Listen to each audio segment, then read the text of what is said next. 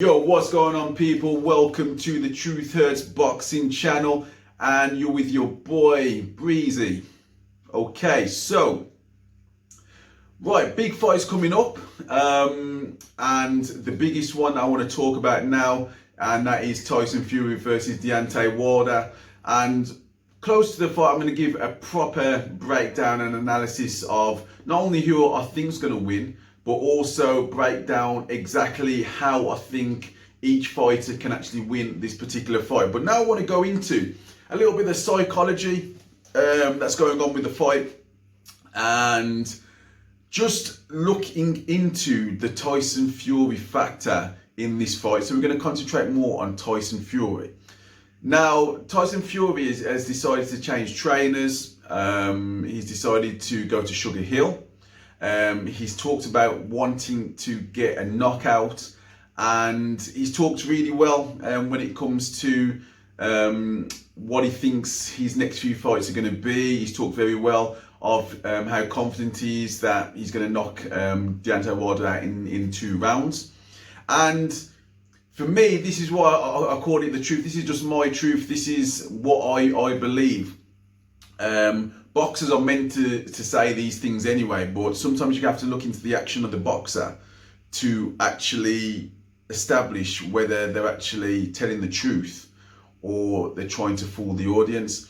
Now, Tyson Fury is one of the most charismatic guys outside the ring, and inside the ring you wouldn't say he's that charismatic. I say after he gets his victories, because he doesn't lose, he's more charismatic when he sings to his wife or whatever, or you know, if someone else gets into the ring or whatever. He's very entertaining, but he's a great boxer.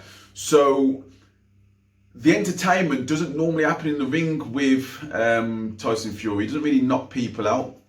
So for him to come out and kind of say this and go to Sugar Hill and kind of talk about sitting down on his punches a little bit more and going for the knockout, I find it quite interesting.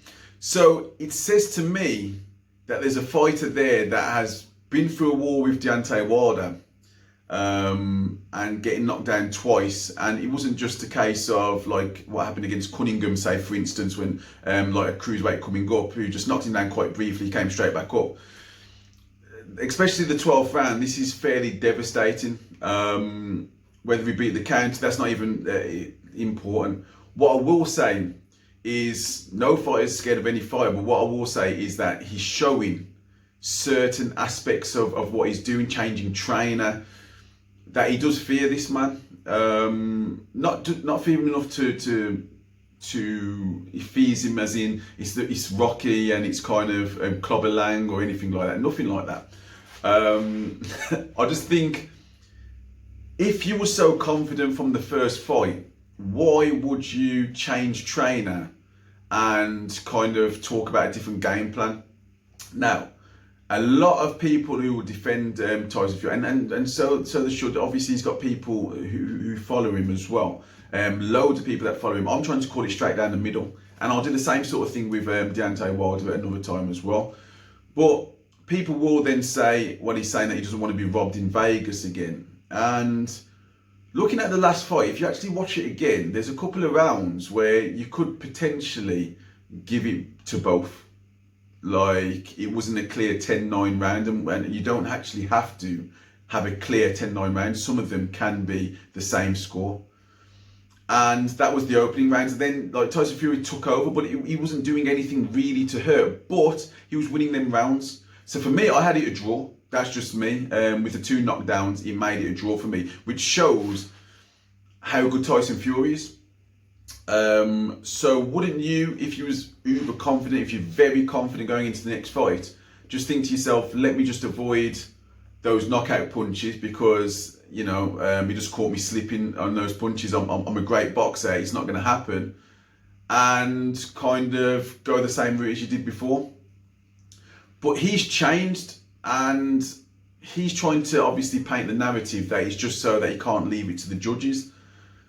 Now, I would normally say that that's true, but if you're so convincing, you only have to make slight adjustments to stop yourself from getting knocked out, and you will pretty much every single round.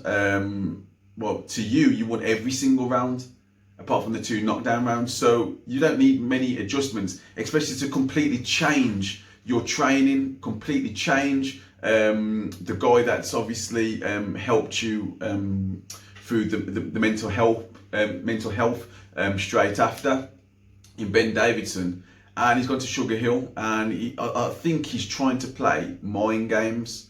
It'll be quite interesting if he does go for the knockout. It'll make for an interesting spectacle.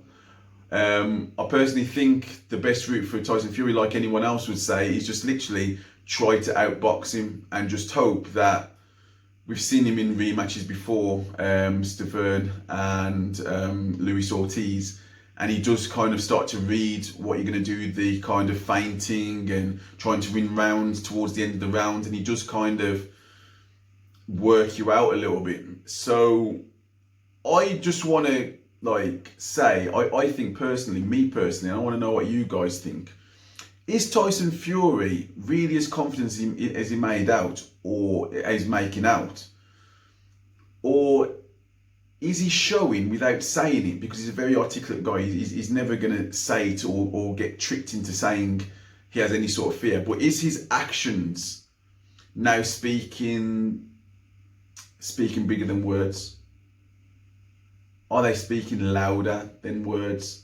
Because for me, to change your trainer so close to a fight in which you felt comfortable, you felt like that you pretty much just shut him out, that's saying that Ben Davidson's the reason why he had those knockdowns. Because why would you want to change it? Why would you want to try to go for a knockout with a knockout artist if you are going to go down that route? It smacks of kind of, if he was honest with himself, those knockdowns, I think they might have had more of an effect than we think. And literally, I think that he may well go for broke at some point and try to maybe close the gap, and maybe give Deontay Wilder something to think about, rather than kind of, feinting, moving as he's moving around and trying to win the rounds that way, because it leaves you open for that one punch knockout. Whereas if he maybe closes the gap, he doesn't allow Deontay Wilder to kind of get comfortable, because he'll be happy to lose a few rounds as well, and he'll just be trying to get as much data in your movements and stuff like that. Maybe Tyson Fury might not be lying. Maybe he might be serious about closing the gap and going for the knockout, because he might realise that fighting the way that he did last time, you're not going to get lucky twice with that knockdown in the last round. He knows potentially he might not get back up. So it's quite interesting, because the Gypsy King is right now, he's along with Deontay Wilder, the best 2 heavyweights in the world. And there's a lot of gamesmanship, there's a lot of brinkmanship that is going on. And I find it quite interesting, to be quite honest with you, what's going on.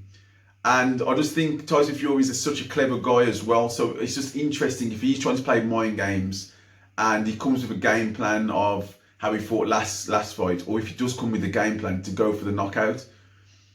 It's really interesting. That's why it's a compelling fight. These guys have barely had a press conference together. They had a couple, but it really does sell itself. I'm trying to think back at some of the fights that I've anticipated as much. Obviously, there was the Mayweather-Pacquiao fight back in the day, the Lewis Tyson. But this is right up there. This is right up there. It sells itself. There's no need for the kind of theatrics that was there for the last one to sell the fight. This is absolutely massive. The narrative is one person can knock the other one out and the other person can outbox. There's nothing better than that. You've got one of the best boxers in the world, and you've got the best knockout artist in the world. So yeah, guys, smash a like. Tell me what you guys think. Do you think that Tyson Fury is conceding and he's showing his actions that he's extremely worried about Deontay Wilder compared to what he's actually saying? And do you think he's going to go for the knockout, or do you think he's just playing with everyone's mind, including Deontay Wilder? So yeah, guys, you've been listening to the Truth Hurts Boxing channel. I'm your boy Breezy, and I'll see you guys later. I'm on to the next one.